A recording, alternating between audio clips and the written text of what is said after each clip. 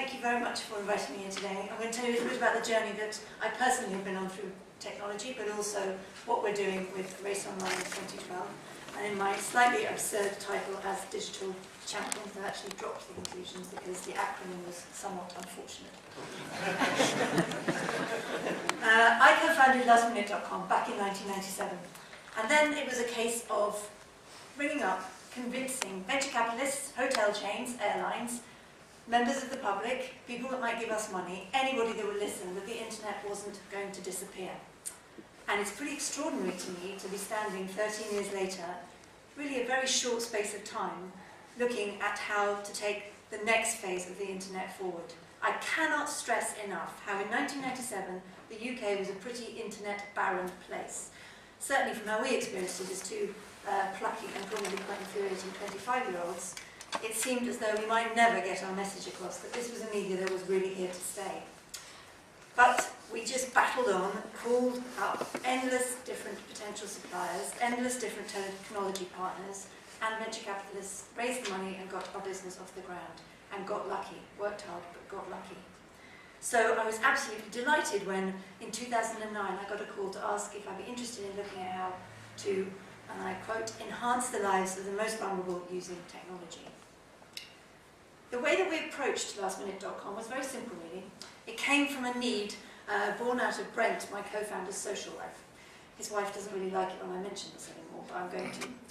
He would take girls on endless short breaks at the weekend, and he would be absolutely flummoxed as he spent probably 2.5 hours every Friday evening calling hotels, trying to coordinate different places, organise the travel plans, work out how a car was going to collect him, how he was going to get to different places. And when the advent of the internet became a reality, he really decided that this was going to help make his social life a lot easier. And that was really the need from which lastminute.com was born. And you laugh, but actually, it's a very simple thing that I go back to a lot.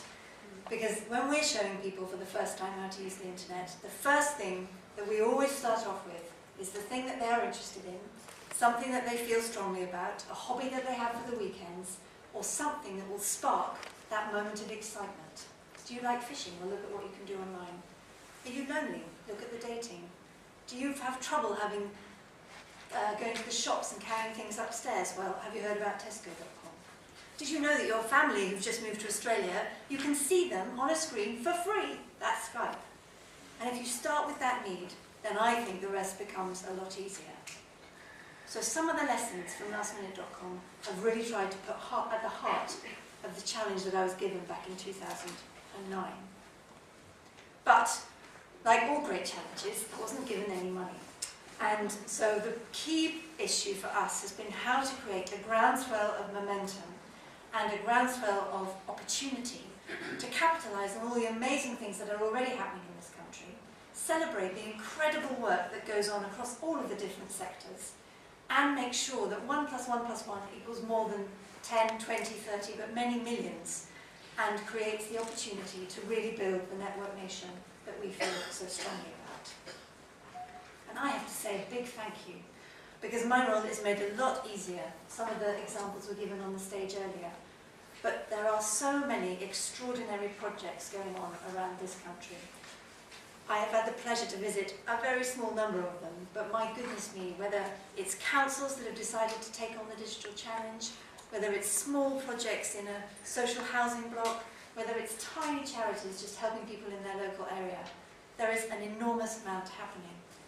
But I think that it could still be joined up better and be given extra oomph and momentum by keeping this right at the heart of the media's agenda and certainly of government's agenda. That's what we're trying to do. I have a small brain after 2 years in hospital and way too much morphine. So I like thinking about things in a very simple way. There are 3 things from which we try to hook everything that we're doing.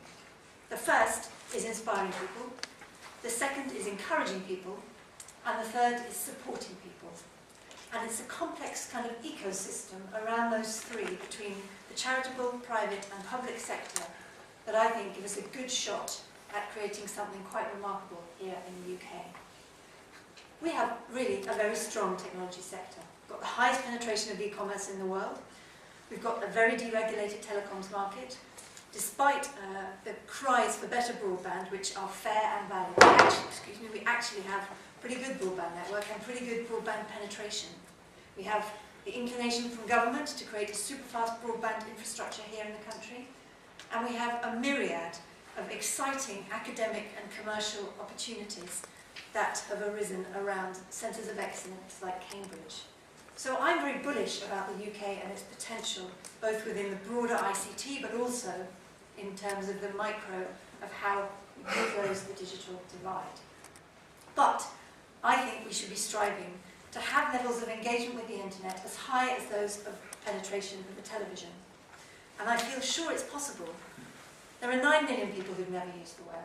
There are 30 million of us who use it every day. Surely if we spread those skills between us, we can close the gap much more rapidly. We just need to spread out the tools and create the impetus to do so.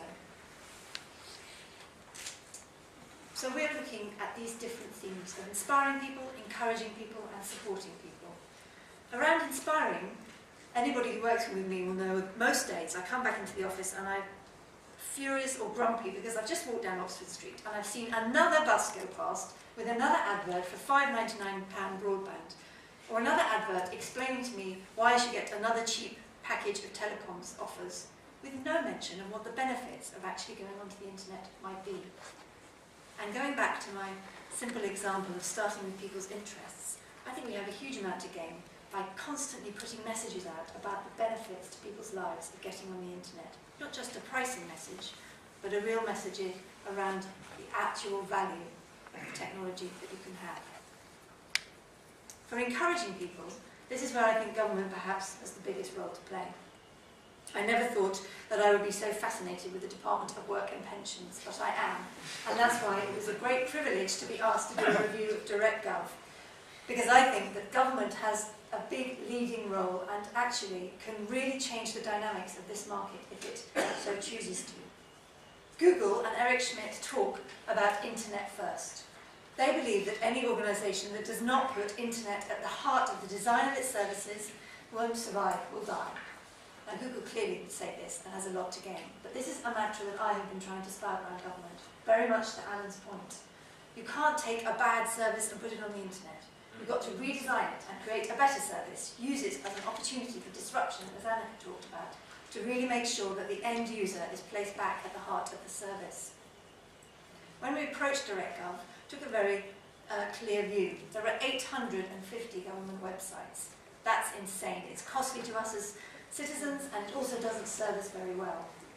So we tried to look at how, in this encouragement theme that we have, government could really design best quality services by thinking internet first and by moving aggressively online. And I'm delighted that Francis Maudsley, pleased with the recommendations, has announced 3 services that will be what we're calling digital by default, designed internet first. And that's exciting. No one will be left behind. The support networks will absolutely be in place to help the most vulnerable. But I think if government can take the lead and show that internet services delivered for public services can be brilliant services, then a whole load more people will have the impetus to get on the internet. I've seen this close up now in other countries.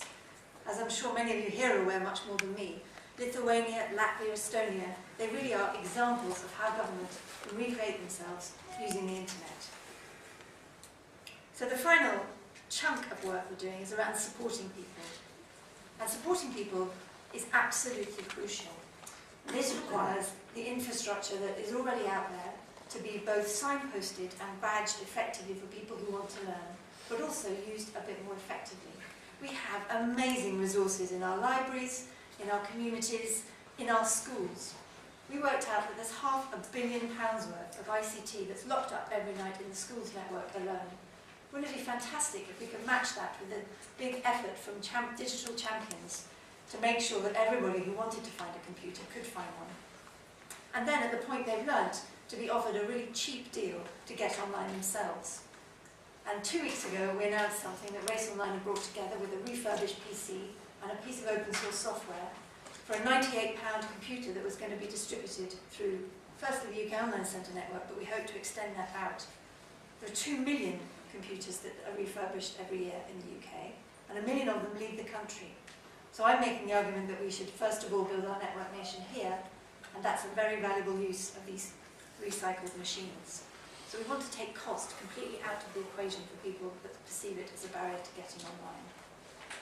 So we need to inspire people, we need to focus on the benefits, we need to start with their interests, whether it's the short weekend mini breaks that were Brent's passion, whether it might be something completely different that I might be interested in, or many of you here will have your own secret, special, private passions that you use the online world for. Then it will be encouraging people, and that might well be through much better, much more efficiently designed online public services. And finally, supporting people, making sure that the infrastructure we have is well joined up and that everybody is able to get access to a machine or equipment at a price that's not prohibitive to them. We really want to build our champions network. I'm one champion, but there are many, many champions throughout this country already. They need to be given more tools to help themselves and to help other people. And we also need to create more champions in more locations, both nationally, regionally and locally. And this is where I really want to 100% support the awards, because I'm a huge believer in saying thank you and saying well done to the amazing projects that are going on already. And as I say, I don't think we need to invent anything else. It's all happening. It just needs to be brought together and celebrated more cohesively, especially at this time when our funding is so endangered at every turn. Just want to finish picking up on something that Anna mentioned. I'm sure, like you, it's been humbling to watch everything that's been happening in the Middle East. And sometimes I get sort of grumpy emails from people saying, stop going on about trying to get everybody on the internet, you know. I don't want to get on the internet. I don't care about the internet. Normally they've emailed me this, by the way. Just be quiet. And I think, okay, you know, fair enough. There are always going to be some people for whom my message is annoying, or I'm not saying it subtly enough, or perhaps, you know, like I might have to add my dad, for whom it's just too much, they don't want to deal with it. But then you see the images of people who are laying their lives at risk in order to try and get online, and who are using technology to establish the most basic freedoms of all.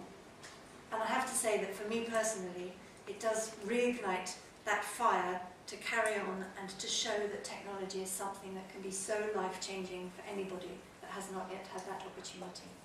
So, if you're not a Race Online partner already, please join us. As I say, we're only as good as the partners that we have. We don't have a delivery mechanism of our own. We use the assets that our partners bring, whether it's the BBC that we work with on their First Click campaign, or whether it's the Remploy refurb computer deal that I talked about. But I absolutely believe that over the next 18 months we can go a long way towards building that network nation and ensuring that people who haven't had the same opportunities with technology as all of us in this room have the ability to do so.